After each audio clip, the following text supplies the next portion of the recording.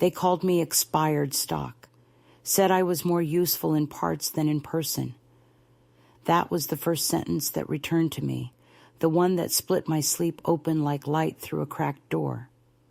I have heard it every night since, not as words exactly, but as a tone, the casualness of people deciding what to do with a thing that has stopped being useful. I was not supposed to hear anything. I was supposed to be gone, tucked away among the numbers, the labels, the documents that mark an ending.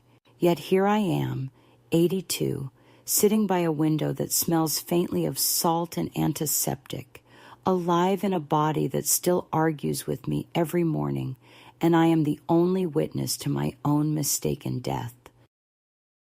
They call this a miracle in the papers, but miracles are rarely quiet, and mine came with silence so heavy it pressed the air flat. When I opened my eyes, the world was too bright, too clean, too arranged. No one celebrated. No one gasped in awe.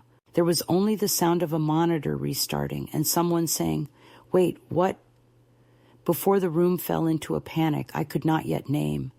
Later they told me I had been unconscious for 3 days. Later they told me there had been a misunderstanding. Later, always later. The truth was smaller than that. I had been dismissed, signed off, filed away.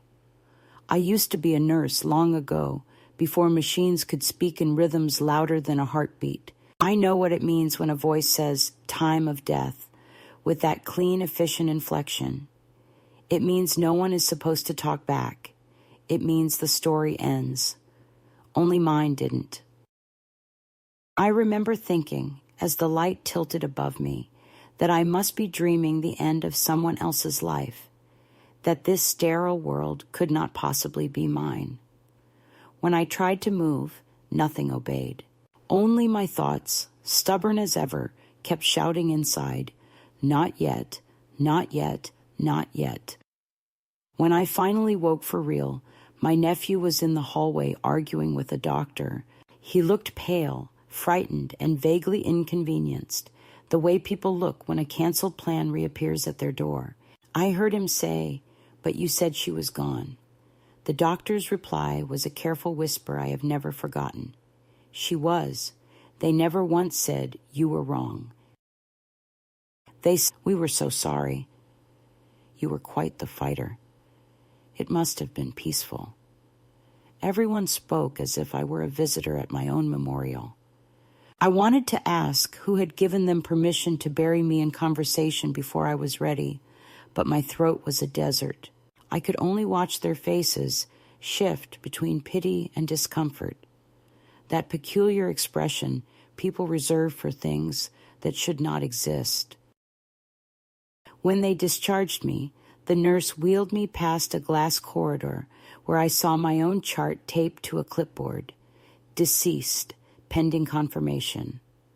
Someone had scribbled through the word, but not enough to erase it. That single stroke of pen contained everything that mattered. An error half corrected, a life restored by hesitation. Outside, the air smelled of rain and car exhaust. I remember clutching the blanket around my shoulders and thinking that the world was exactly as indifferent as I had left it. My nephew drove me home without speaking. His hands trembled on the steering wheel, not from emotion, but from calculation, already planning what explanations to give, what paperwork to undo. The house was strange when we arrived.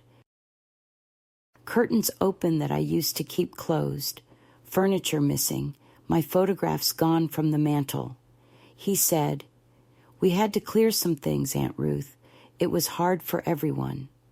Hard, yes. Hard to wait 3 days before emptying my drawers. Hard to find grief convincing when the dead woman walks through the door. That night I sat on my bed, touching the seam of the hospital gown folded in my lap. I should have cried, but the tears were busy elsewhere. What I felt was something colder, like a draft that never ends.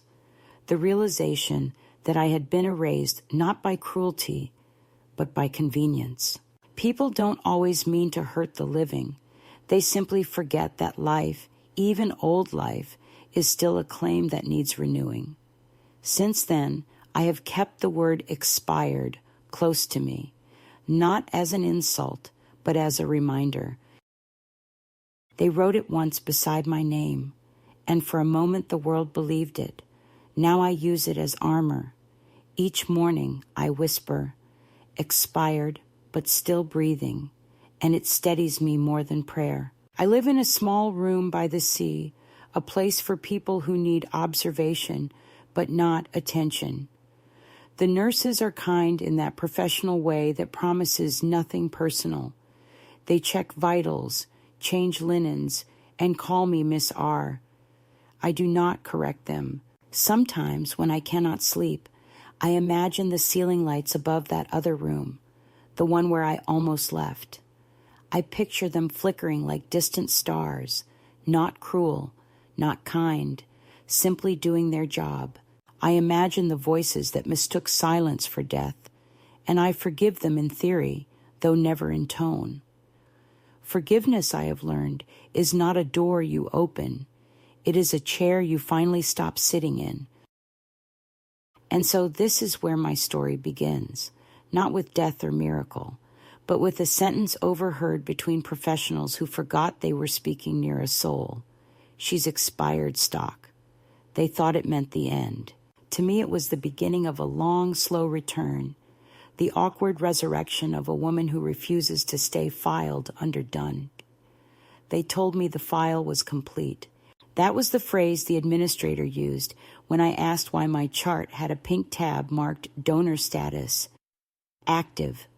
She smiled in that careful way people do when they are choosing which version of a truth to hand you. It's an automatic flag, Mrs. Rosen. Once the paperwork is processed, it stays in the system. I asked what paperwork, and she hesitated just long enough for the air to grow heavy between us. Then she printed a page, placed it face down on the counter, and said, "You can review this with your next of kin." My next of kin was the one who had already agreed to let me go. That night, I waited until the corridor was empty and turned the paper over. The form was plain, bureaucratic, the language indifferent. Consent for organ donation in the event of irreversible loss of brain function. At the bottom was my nephew's name, written in the confident hand of someone who had not slept on his decision. The date was the morning after I had been admitted. Above his signature was a faint printed note. Physician confirmed non-responsive. I stared at the words until the edges of the page blurred. In my years of nursing, I had seen hundreds of these forms. They were meant to honor generosity, not betrayal. Yet there it was, my future reduced to spare parts, authorized by a man whose only inheritance from me had been patience and tuition money. I confronted him 2 days later in the visitor's lounge that smelled of bleach and disappointment. He didn't deny it. He said the doctors told him there was no hope, that keeping me alive would only prolong suffering. "You wouldn't have wanted that," he said, as if reciting a script. I asked if he had waited to hear my voice, to see if I would stir. He looked away and said, "They were certain, Aunt Ruth. I did what was merciful." Mercy, I thought, the word people use when they cannot face their own relief. What he didn't know was that mercy has a sound. It's the click of a pen signing the end of someone else's story. It's the sigh of a nurse turning away because she has learned that questioning protocol leads nowhere good. It's the silence after a machine is unplugged, the pause before the paperwork catches up. I heard those sounds from somewhere far beneath the surface, a chorus of professional detachment wrapped in efficiency. They say the mind preserves fragments in moments of crisis. Mind preserved tone, temperature, cadence. Even now, I can recall the rhythm of their voices, the way they never once used my name. When I was transferred to the step-down unit, the head physician came by with a clipboard and a well-rehearsed apology. He called it a rare miscommunication during critical assessment. I listened, because that is what old women are expected to do: nod, accept, move on. But as he spoke, I watched his hands. They trembled slightly when he reached the phrase "good outcome," not remorse, exposure. He was worried not about me, but about the record. I asked if anyone else had ever woken after such a declaration. He said, "Not in my department," and left before I could ask which department had. In the weeks that followed, small revelations arrived like paper cuts. My bank had frozen the account listed under deceased notification. The insurance company sent a condolence letter. A neighbor called to say my nephew had held a modest memorial in the church basement, coffee and pastries provided by the Ladies' Guild. I was touched, absurdly, by the image of strangers bowing their heads over my name while my body lay in a hospital bed, waiting to be reintroduced to itself. It would have been almost funny if it weren't so exact in its cruelty. I began to gather the fragments, not out of vengeance, but for proof that I had existed. I kept the hospital wristband, the condolence card, even the newspaper clipping that listed my death among local notices. Each item felt both absurd and sacred. I pinned them to a board by my bed until the nurses started avoiding eye contact. One of them, a young man with tired eyes, whispered, "You're lucky." I wanted to ask what kind of luck he meant, the luck of survival or the luck of being a story people would repeat to make themselves feel safer. At night, I could hear the hospital cleaning staff dragging bins down the hall, the echo of wheels on tile. The sound reminded me of gurneys, of the day I had been rolled through those same corridors, unaware of how final the journey was supposed to be. I remembered the chill of moving air, the vibration under the floor, and I realized the worst part was not fear but absence, the absence of anyone waiting on the other side to ask, "Are you sure?" My nephew stopped visiting after our confrontation. His last words to me were, "You should be grateful you're alive." Gratitude, I discovered, is another form of silencing. If you're grateful, you can't be angry. If you're grateful, you can't ask how it happened. But gratitude can't survive when you open a drawer and find your jewelry gone, your clothes donated, your will already notarized. I sat in that emptied room, feeling like a guest at a stranger's wake. The doctors eventually released me with a report that read, "Full recovery, ongoing disorientation." Disorientation, as if confusion were a symptom rather than a reaction. I went home to a house that smelled of other people's decisions. On the kitchen counter lay an envelope addressed to my nephew from a local charity, thanking him for the generous bequest of medical equipment. I held the letter, the ink already fading, and realized that my death had been more productive than my life. That night, I took a small tape recorder from the drawer where I used to keep recipes. It was an old one, from my nursing days, the kind with tiny cassettes and a mechanical click that sounds like a heartbeat when it starts. I pressed record and spoke for the first time without an audience. I said my full name, the date, and the sentence they had written in my file. Physician confirmed non-responsive. Then I added my own correction. Patient disagrees. It became a ritual.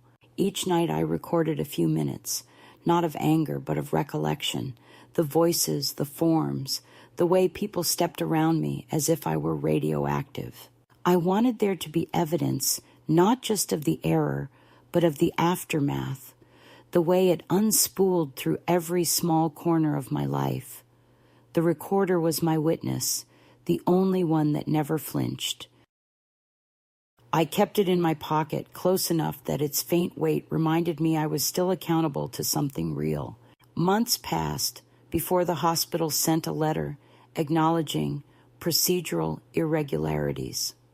They offered counseling, a reimbursement for funeral costs I had not asked for, and a gentle reminder that publicity would benefit no one. I folded the letter, placed it beside the consent form, and labeled the envelope proof of existence. I imagined the file cabinets in that hospital filled with other envelopes, other quiet admissions of almost gone lives, and I wondered how many of them had someone left to notice. That was when I understood the true shape of betrayal. It wasn't the nephew's signature or the doctor's hesitation. It was the collective readiness of everyone involved to believe that my ending was convenient. A single declaration had erased decades of breath, work, and memory. They had mistaken stillness for surrender. And I, fool that I am, had almost believed them. Now when people ask about miracles, I tell them mine began with a form and a signature. It began with being declared a body before I had finished being a person. The rest of my story is only what followed, the long effort of returning to the world as proof that convenience is not the same as closure. And though I speak softly, as old women do, I make sure every word leaves a trace so that next time someone hesitates before signing, they might remember the voice that refused to stay gone. When the doctors finally decided that I was fit to resume normal life, I wanted to ask which life they meant. The old one had been cleared away like a table after a dinner no one enjoyed, and what waited for me outside the hospital was not normal, but polite vacancy. My house looked the same from the street, the paint still peeling in the same corners, but the moment I opened the door, I felt the air had changed. Rooms remember who touches them, and mine had been rearranged by someone with no memory of me. The shelves were bare, the photographs gone, drawers labeled in another hand. A faint trace of lemon cleanser covered everything, a smell that insists on tidiness, as if tidiness could make up for trespass. A neighbor I hardly knew appeared in the yard carrying a pie. She said, "We were all so shocked. We thought, well, you know." I nodded because she needed me too. She set the pie on the counter and left quickly, as though visiting the living was less comfortable than visiting the dead. That evening, I sat at the kitchen table and listened to the refrigerator hum. It was the only sound that didn't hesitate in my presence. Every object felt like it was waiting for confirmation that I truly existed before agreeing to function. Even the clock seemed reluctant to tick too loudly. The next morning, I went through the boxes stacked by the hallway. My nephew had labeled them Estate Miscellaneous. Inside were items from my own bedroom. Scarves folded wrong, letters bundled with elastic bands, the smell of another person's hands. I found a note in his handwriting, didn't know what to keep. Will sort later. The arrogance of later, as if there were endless time to decide who I had been. I put the note on the mantel where a family photograph used to stand. It looked small there, like an admission whispered rather than spoken. Calls came from insurance offices, each one offering condolences before moving on to the practicalities of reversing the claim. They used the word resurrection once, half joking, as if bureaucracy could find humor in its own mistakes. I filled out new forms with shaking hands, realizing that I had to prove my existence not through faith or science, but through paperwork. Birth certificates, identification cards, fingerprints, all the little proofs of life that had already been voided. The clerk at the licensing bureau stared at me with curiosity, the way one studies an urban legend brought to life. She said, "It must feel strange, starting over." I wanted to tell her that starting over requires permission from the past, and mine had refused to sign. I began to notice how people's expression shifted when they recognized my name. The woman at the pharmacy hesitated before handing me my prescription, murmuring, "I read about you." The tone carried both awe and unease, as though speaking to me might summon something contagious. In the grocery store, I overheard 2 cashiers whispering, "That's the one who came back." They didn't lower their voices enough. I pretended not to hear, but I carried their words home like invisible bruises. There is a peculiar loneliness in surviving what others have already mourned. You become the ghost at your own table. At night, the house made new noises. Pipes clanked, floors settled, wind crept under the door with a voice that sounded almost human. I tried to sleep, but the quiet carried a pulse, a faint reminder that stillness is never complete.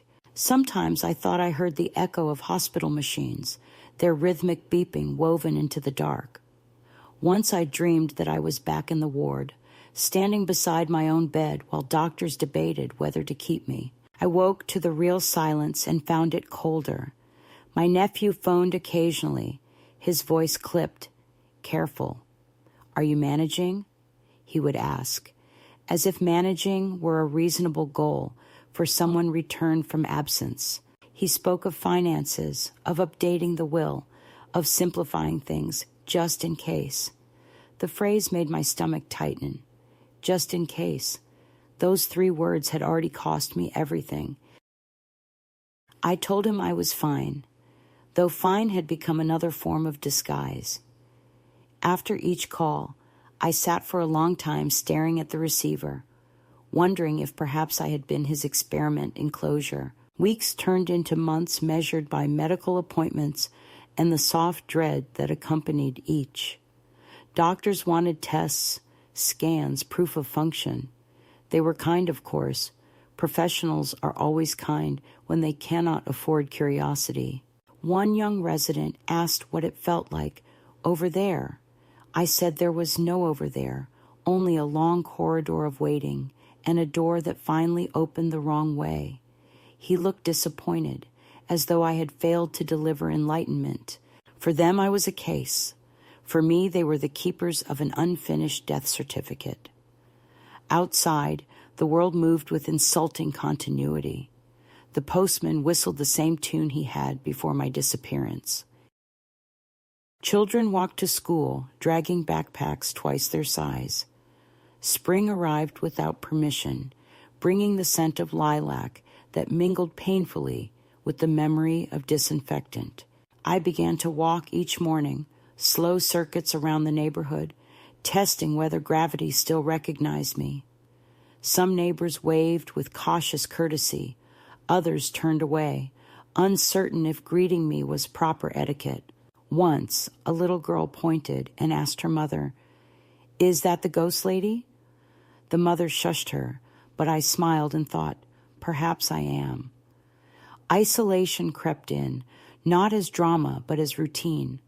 Friends who had attended my memorial never visited. They didn't know how to categorize me now that I no longer fit the story they had told about me. To them, I was an interruption of narrative, a punctuation error in the grammar of death. I received one letter from an old colleague, a short note that ended with, "Take care of yourself." No invitation, no phone number. Care was all anyone wanted to offer, never connection. I filled my days with small repairs, tightening a loose hinge, replanting herbs in the garden, reordering books that had been boxed away. The physical acts helped, though each reminded me how thin the line between maintenance and survival can be. Every task carried the whisper. This is what you do when you are not yet finished, but no longer expected. I kept the recorder in my pocket as I worked, its weight a steady companion. At times I would press the button just to hear the soft click, proof that something still obeyed my command. Gradually I noticed how easily people accept a correction when it benefits them. The same institutions that had announced my passing now adjusted their records with bureaucratic grace. "It appears there was a clerical error," they said, as though erasing my death from a file erased the experience itself. No one asked how it felt to read your own obituary or to find your belongings cataloged under liquidation. They only asked for signatures. Each time I signed, the pen left a tremor in my hand, a tiny seismograph of disbelief. I tried to return to the church where my memorial had been held. The pastor greeted me with solemn warmth, but behind him I saw the congregation shift uneasily. He invited me to speak about gratitude. I declined. Gratitude implies acceptance, and I was still learning how to exist without explanation. After the service, a woman touched my arm and whispered, "It must have been beautiful." I wasn't sure which part she meant, the ceremony or the mistake, so I nodded. The hardest part was the mirror. For months after coming home, I avoided it. When I finally looked, I saw a face both familiar and foreign, a reflection slightly misaligned with memory. The eyes were older, the skin paler, but the deeper difference was invisible. I no longer recognized the expression of someone who believed in order. I had lived long enough to understand that the world keeps functioning not because it is fair, but because it refuses interruption. I was the interruption, and the world had already healed over me. By summer, I could pass through town without stairs. The story had cooled into rumor, yet inside, the unease thickened. I realized that the silence of others had begun to infect me. I spoke less, moved slower, answered questions with half sentences. It was easier to mirror their discomfort than to challenge it. I became skilled at absence while still present, a ghost maintaining her own disguise. The first escalation was not an event, but a corrosion, the slow fading of a woman who had once been mistaken for dead and now began to behave as if the mistake were catching up. One evening, as the light drained from the sky, I sat by the window and watched the street lamps flicker on. Each light came alive with a tiny delay, a hesitant spark before steadiness. I thought, that's me, a series of hesitant sparks pretending to be continuity. Somewhere in the house, the recorder clicked on in my pocket, accidental but perfect timing. I let it run, capturing the hum of the refrigerator, the breathing of the walls, the distant traffic. Proof of existence once more, but also proof of how quiet that existence had become. The tape ended with my whisper, half confession, half vow. They stopped waiting for me to die, so I started learning how to live unseen. Midway through that strange second life of mine, the balance began to shift. I had spent months drifting between the hospital that no longer claimed me and the town that preferred to forget me. And somewhere in that in-between, I decided that silence was beginning to rot. It did not happen suddenly. It began with a question whispered by a nurse who used to work under me 30 years ago, a woman named Mara. She found me in the corridor after a follow-up appointment, her face partly hidden behind a mask, the kind of mask that doctors wear to hide recognition. "I was on rotation that night," she said quietly. "I saw your chart. You were moving. I told them. They said it was reflex." Her voice trembled, not from guilt, but from disbelief that the words still mattered. I thanked her without touching her hand. That small exchange loosened something that had been locked inside me, the idea that proof might exist outside my own memory. After that meeting, I began returning to the hospital as a volunteer. It was an easy arrangement. They needed help in supply management, and I needed a reason to walk through those corridors without feeling like a ghost.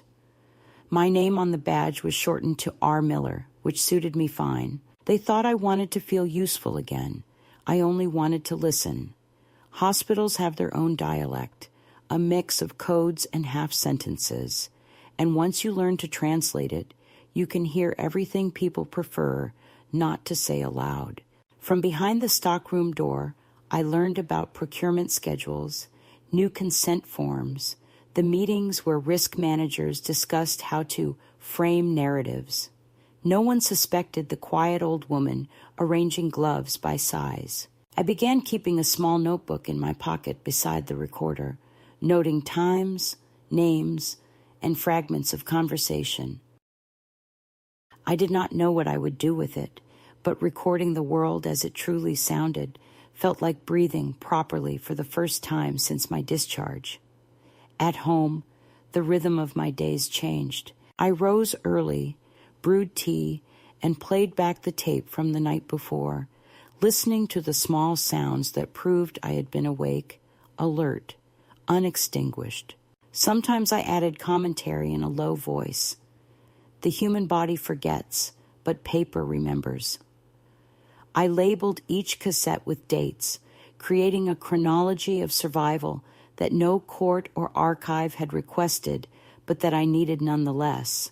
On one tape, I spoke directly to my nephew, telling him that forgiveness would come only when he stopped defending convenience as kindness. I never mailed it. The act of speaking was enough. The hospital corridors soon felt less like haunted space and more like terrain. I understood better than they did. I saw the same administrators who had once called me an unfortunate anomaly. They greeted me now with distant courtesy, never certain whether I remembered their faces. I always did. Sometimes I caught them studying me, the way one checks whether a door has been properly locked. That small fear gave me energy. I was not interested in vengeance, but I wanted accuracy, and accuracy, I learned, makes people tremble more than threats. Mara and I developed a quiet friendship built on mutual disbelief. She would find me in the supply closet during her breaks, her hands still smelling faintly of antiseptic, and tell me pieces of the truth that no official report would ever contain. She said that the declaration of my death had been signed before a full neurological assessment because the team was under pressure to meet transfer timelines. She lowered her voice when she said the word timelines, as if it were indecent. I wrote it down carefully, the ink sinking deep into the paper. Later that night, I replayed her confession over and over until the recorder clicked to silence. The sound of that click became my metronome. Every time it stopped, I felt the faint relief of a pulse. It was around then that I began to venture beyond the immediate circle of the hospital. There were online forums for patients who had experienced medical errors, most of them younger, most of them furious. I read their stories and saw the same patterns. Apology without admission, compensation offered in place of acknowledgement, the insistence that an error corrected was equivalent to justice done. I wrote messages under a false name, sharing fragments of my own story, enough to be believed but not enough to be found. The responses were immediate and raw. People wrote to say they felt less crazy knowing someone older, someone from the system itself, understood the machinery from the inside. Their trust frightened me, yet it also steadied me. I was no longer a patient accidentally saved. I was a witness with a vocabulary. In the middle of that first year of return, I received a letter printed on heavy cream paper from the hospital's legal department. It thanked me for my volunteer service and gently suggested that I redirect my energies toward community outreach rather than internal operations. Between the lines, I could hear the true message, "Stop watching us." I folded the letter, slipped it into my recorder case, and went to work the next morning as usual. They could not banish me without admitting what they feared I might find. That realization changed everything. For the first time, I felt the balance tilt away from helplessness toward a calm sort of power. Mara left a small envelope on my desk one afternoon, pretending it was a delivery form. Inside was a photocopy of a maintenance log from the night of my procedure. A single line caught my eye. Equipment prepared for donor retrieval. Status pending verification. The timestamp matched the hour I had been pronounced non-responsive. That plain line of text carried more truth than any apology I had heard. I traced it with my finger until the ink smudged. That evening I recorded a new entry. I am not collecting evidence of death. I am collecting evidence of interruption. Saying it aloud made the words real. Something subtle happened in me after that. My voice grew steadier, my handwriting sharper. The world outside still treated me with polite caution, but inside I felt a current of purpose that hummed like electricity under the skin. I started attending public board meetings under the pretense of interest in patient safety. No one recognized the name on my volunteer badge. I took notes, asked questions in the calm, slightly quavering tone that disarms committees. I became an expert at invisibility, used in service of exposure. It was almost comical, an old woman with a thermos of tea, dismantling a bureaucracy one agenda item at a time, simply by listening more carefully than anyone else. At home, the garden began to bloom again. I spoke to the plants as I weeded, not out of madness, but because they answered honestly by growing. Each evening, I played back the day's recordings and transcribed what mattered. My handwriting filled notebooks that stacked higher every week. The sound of the pen on paper reminded me of heartbeats. There was nothing supernatural about it, yet it felt like resurrection in its most ordinary form. The midpoint of my story, though I did not name it then, came on a day of rain. I was walking home from the hospital, the recorder in my pocket still running, when a young intern passed me on the steps and said to her companion, "That's her, the one they almost lost." The phrase struck me not as insult, but as invitation. Almost lost meant not quite contained. It meant that the system, with all its forms and signatures, had failed to define me. I went home soaked, sat by the window, and wrote a single sentence in my notebook. From now on, I am not evidence of error. I am evidence of endurance. The rain on the glass kept time with my pen. From that evening forward, I stopped waiting for others to explain the story. I began writing letters, not to demand retribution, but to describe what happens when a person's existence is misfiled. Some went to newspapers, others to patient advocates, a few simply to myself. Most were never sent. But the act of shaping them, of giving language to what had been treated as anomaly, was enough to shift the weight of the world slightly back toward balance. I no longer trembled when I saw hospital staff glance my way. I could meet their eyes without anger, because anger depends on expectation, and I had finally given that up. What replaced it was focus, cold and clear. They had written me off once. Now I was writing myself back in, line by deliberate line. That was the middle of my long return. Not forgiveness, not revenge, simply clarity. The kind of clarity that comes when you realize you have been living underwater and finally break the surface. Lungs aching but working, vision blurred but true. I looked around my quiet house at the files and tapes and growing plants and thought, this is what it means to come back. Not to be welcomed, not to be believed, but to continue anyway. Calm, recording, persistent, until even the silence begins to acknowledge that you are still here. The change announced itself quietly, in the way thunder sometimes begins as a low vibration behind the hills. I had grown used to the rhythm of my volunteer days. The morning walks through hospital corridors. The evening spent cataloging whispers and papers. The recorder clicking faithfully beside my heart. Then one morning, a letter arrived, smaller than the others and handwritten, a thing that looked almost human in a pile of printed threats and administrative apologies. The envelope carried no return address, only my name, spelled correctly for once. Inside was a single sheet torn from a legal pad. You should stop asking questions. You're not the only one who can be hurt by them.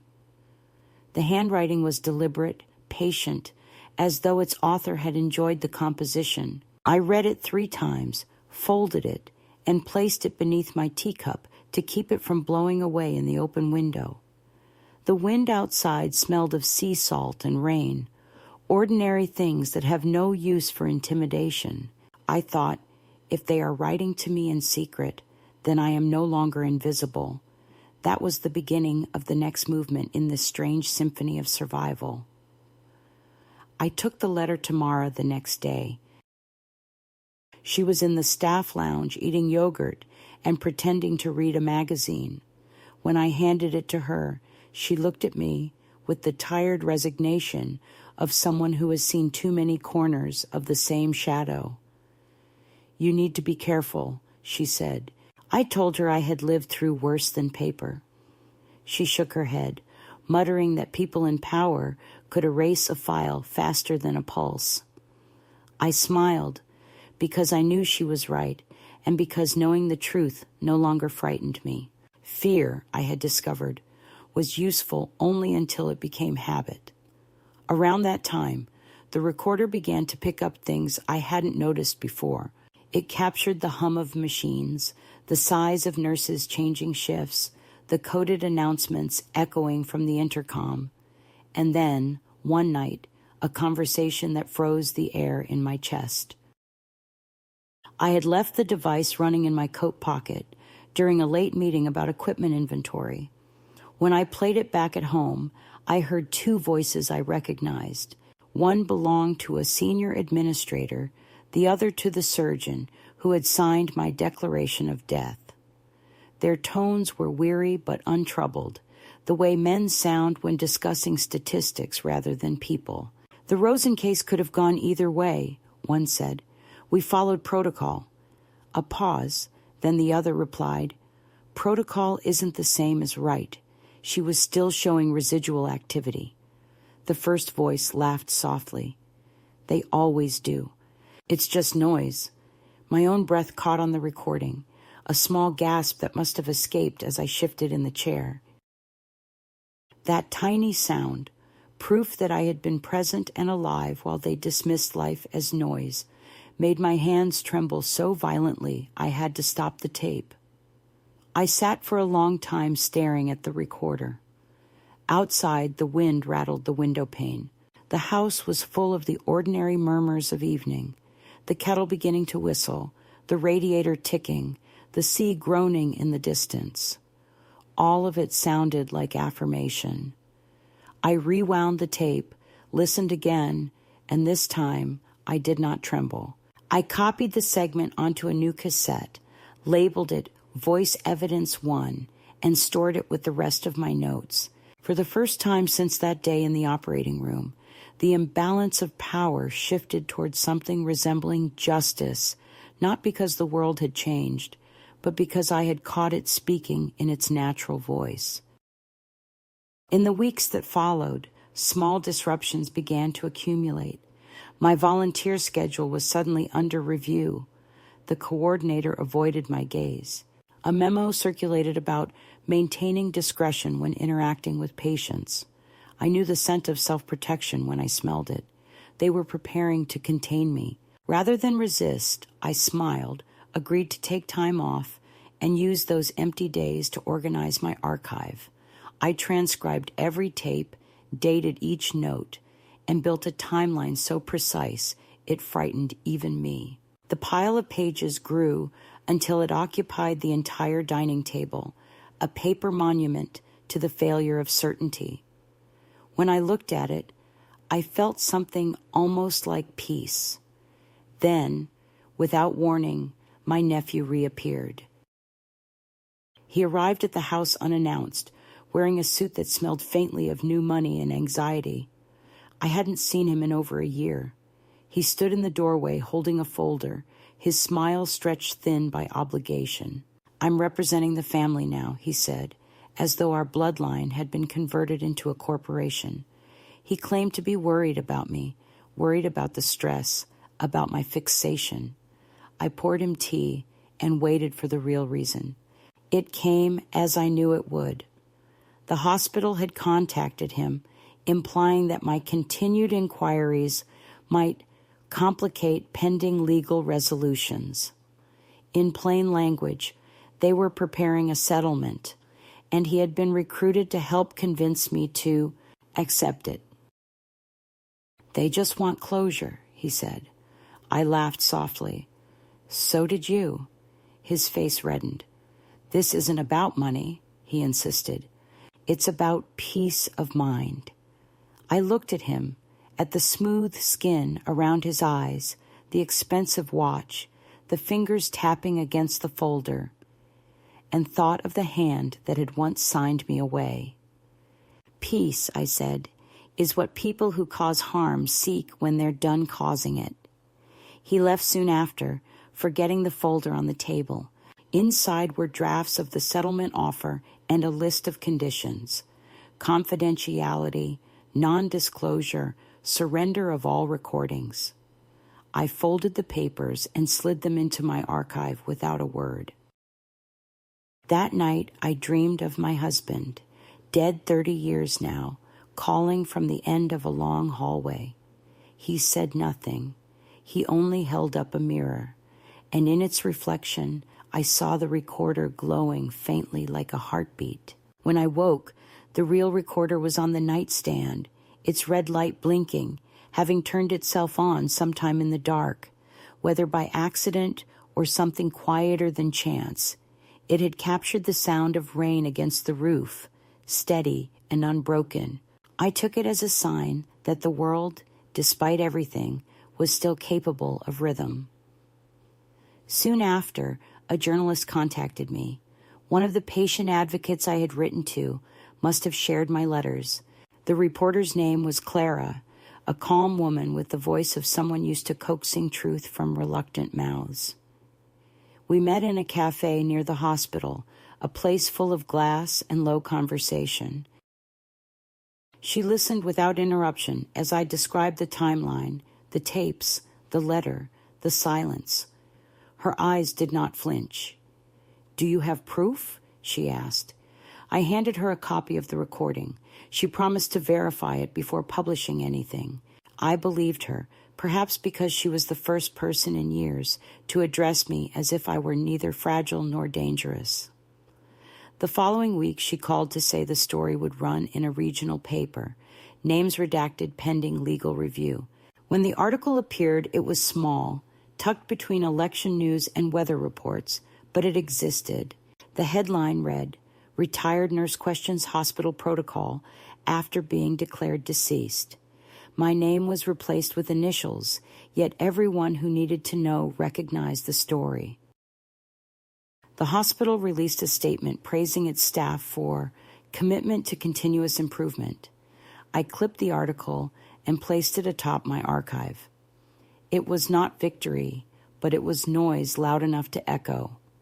The next escalation came swiftly. Anonymous calls at odd hours, the sound of breathing followed by silence. A car idling outside the house longer than necessary. Once, a window left open, though I was sure I had locked it. Fear returned in flashes, but could not root itself. I had already lived through the worst form of disappearance. I informed no one, not even Mara. Instead, I replaced my old locks, changed the phone number, and continued writing. If they wanted me to vanish again, they would have to do it under brighter light. Mara eventually confessed that she was being questioned by the administration. They had found her name on the photocopy she had given me. "They said it violates confidentiality," she whispered. "They want me to resign quietly." I felt guilt slice through me like cold wind, but she smiled and said, "It was worth it. Somebody had to remember." We met one last time in the hospital garden. The roses were overgrown, petals falling like slow snow. She pressed a flash drive into my hand. "Backups," she said, "just in case." I wanted to tell her that those words no longer frightened me, but the lump in my throat refused translation. She walked away without looking back, and I understood that her silence was a form of protection. The following month, the hospital sent another letter, this one from their legal counsel, warning me that further dissemination of private communications could constitute defamation. I read it while stirring soup, the paper curling in the steam. It was almost comforting to see how predictable power can be when it feels exposed. I placed the letter in the drawer beside the first one and wrote in my notebook, "Every warning is a confession in disguise." That evening, Clara called again, saying that the story had gained attention online. A national outlet wanted to follow up. "Are you ready for that?" she asked. I said I had been ready since the moment they called me expired stock. When the new article appeared, it was no longer about an error. It was about the cost of institutional silence.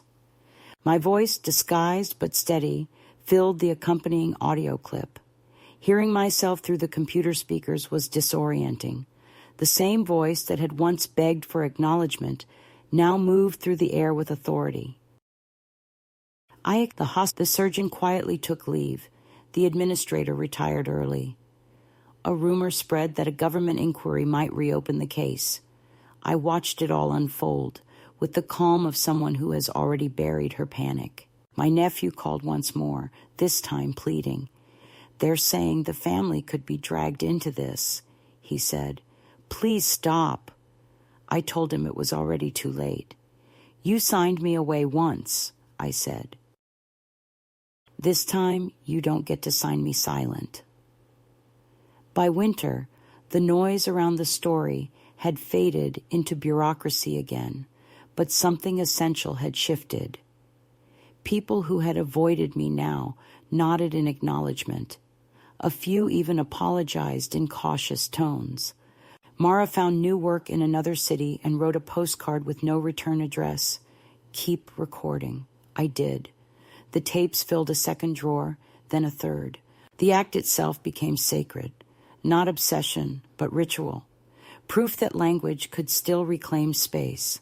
One evening, as snow gathered against the windows, I sat listening to the latest recording. My own voice reading from the first page of my notebook, the sentence I had written months earlier. "I am evidence of endurance." I listened to it until the words lost shape and became pure sound, the heartbeat of a life that refused to stay classified. Outside, the wind howled like applause. I turned off the light, leaving only the glow of the recorder's red eye, steady and calm, a tiny witness to the fact that I was still here, still speaking, still unburied. Spring arrived with a restlessness that felt different from the others before it. I had spent the winter watching the case bend beneath its own weight, the press moving on to newer scandals, the hospital resettling into a routine of cautious optimism. Yet I could sense that something unfinished still trembled beneath the surface, like a heartbeat muffled under too many blankets. I was tired of gathering, tired of recording. Even truth becomes heavy when hoarded too long. One morning, as sunlight flooded the kitchen and glinted on the stack of tapes piled beside the teapot, I understood that I had reached the limit of silence disguised as patience. There are moments in life when waiting begins to rot the soul. That morning, I decided to act. I took every note, every letter, every tape, and spread them across the floor. The papers covered the room like the aftermath of a storm, my handwriting running together in waves of blue ink. I read through each one slowly, hearing in the rhythm of my sentences the gradual transformation of fear into something harder and more luminous. It was no longer about my own survival. It was about the pattern I had traced, the shape of how easily a person could be erased by convenience. I thought of Mara, of the young interns whose faces had flickered between sympathy and denial, of the patients still lying in rooms where silence was mistaken for death. I began to write a single document, a summary stripped of anger and ornament, just facts lined up like bones. It took days. When I finished, I typed it and printed it, stapling each section carefully, the way I used to prepare patient files decades ago. On the front page, I wrote, "Statement for Public Record," and signed my full name beneath it, the signature large and steady. The act felt like breathing after a long confinement. The following week, I contacted Clara and told her I wanted to record an interview, not as an anonymous source, but as myself. She hesitated. She warned me about the possible consequences, the lawsuits, the scrutiny. I told her that the worst had already happened. Everything after that was just paperwork. We met in her small studio, a quiet room lined with foam panels and the smell of coffee. She adjusted the microphone, asked if I was ready, and I nodded. My voice, when it filled the headphones, sounded both ancient and clear, like the echo of a bell across water. I spoke for hours. I told the story from the beginning, not for drama, but for precision, letting each detail settle like dust in sunlight. I described the process of being declared gone, the emptiness that followed, the way language itself can kill when spoken without responsibility. I did not cry. There are no tears left in accuracy. When I finished, Clara sat in silence for a long moment, then said, "You've made history, even if they don't admit it yet." I smiled, because making history was never the goal. I only wanted to leave a trail strong enough that no one could sweep it away. The broadcast aired 2 weeks later on a late-night program known for human interest stories. They used my real voice, but not my image. I listened alone, sitting in the dark with the recorder running beside me, capturing the sound of myself speaking to the world. It was strange to hear my own words released into public air, detached from the small room where they were born. The reaction was immediate. Letters arrived again, but this time they came with signatures and titles. Medical students, retired doctors, ethicists, even a priest who confessed that my story had unsettled his faith in finality. Some called me brave, others reckless, but all of them addressed me by name. That, more than anything, was the victory. To be named correctly, to be recognized as existing. The hospital issued a statement the next morning acknowledging procedural oversights and promising an internal review. The words were clean, calculated, and empty, but buried within them was an admission they could no longer avoid, that the event had happened, that I had indeed been declared dead in error. The television anchors discussed it with practiced sympathy.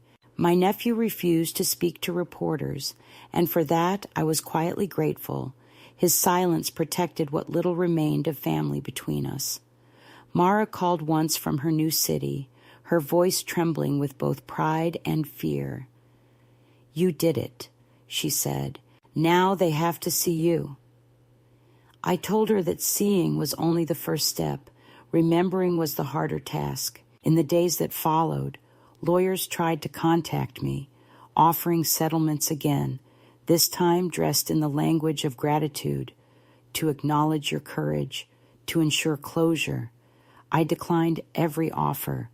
Money had nothing to do with dignity. I told them to donate whatever sum they wished to the Patient Safety Fund and to remove my name from all confidentiality agreements. The representative on the phone stammered, unprepared for refusal. I realized then that true resistance is not loud. It is calm and absolute. It leaves no space for negotiation. A week later, I received a thick envelope from the medical board. Inside was an official notice of disciplinary action against 2 physicians and a formal apology signed by the board chair. The letter was sterile, bureaucratic, yet my name appeared again and again, each repetition undoing a little more of the erasure that had begun years earlier. I read it aloud into the recorder, my voice steady, almost detached. At the end, I added, "Acknowledgement accepted, forgiveness pending." Then I turned off the recorder and opened the window. The sea wind swept through the room, scattering loose pages from the table. I let them go. The story no longer needed guarding. For the first time in years, I felt my body lighten. The ache in my chest that had lived there since the hospital began to dissolve, replaced by a curious quiet that was neither emptiness nor relief. I walked down to the shore at dusk, the recorder in my pocket, the sand cold beneath my feet. The horizon was painted with that peculiar silver light that belongs only to endings that are also beginnings. I spoke softly, not to the machine, but to the air. They unplugged my life once. I plugged it back in myself. The words floated away on the wind, and I knew that somewhere, in the echo of that simple sentence, a piece of me would remain. In the following days, the story continued to ripple outward. A small advocacy group invited me to speak at a conference, not as a victim, but as an expert in resilience. I accepted. Standing on the stage before strangers, I told them that systems fail, not because of malice, but because of exhaustion, and that the only cure for exhaustion is witness. I watched the audience listening, their faces illuminated by the soft blue light of the projector, and felt the odd tenderness of connection. When the applause came, it was hesitant at first, then swelling, like a wave recognizing its shore. I did not bow. I simply nodded, as if greeting something that had been missing too long. That night, back in my small seaside room, I packed the tapes and notebooks into boxes. I labeled them carefully, not as evidence, but as archives, life rewritten. The recorder I kept on the nightstand, its surface worn smooth from years of being held. I pressed the button one last time and recorded the sound of the sea, the soft shush and pull of water over stone. No commentary, no confession, only that steady rhythm. When I played it back, the sound filled the room with an honesty no human voice could match. It was the perfect ending, not triumph, not tragedy, but persistence. The next morning, I mailed copies of the files to several places: the journalist, the advocacy group, and the public archive at the library where I used to take my students. I included a short note with each package, for record, not revenge. I imagined the envelopes traveling through the postal system, passing through countless hands, existing in the world independently of me. For a woman once declared absent, there was no greater restoration. I returned home and made tea, the steam rising like a gentle apparition. Through the open window came the cries of gulls and the distant sound of a radio somewhere down the street replaying fragments of my interview. I listened for a while, smiling at the strangeness of hearing my own voice carried by someone else's machine. Then I turned the volume down and sat quietly, letting the stillness settle. I understood finally that this was what victory looked like for someone of my age and history. Not revenge or fame, but the right to silence on my own terms. The story was no longer a wound. It was simply part of the landscape, like the tide that retreats only to return, unending and sure. When evening came, I stepped outside and watched the horizon fade into violet. The recorder, still running in my pocket, caught the sound of my footsteps on the wooden porch and the long exhale that followed. Somewhere in that small stretch of sound lay everything that mattered: the proof of breath, the rhythm of survival, the whisper of a life reclaimed.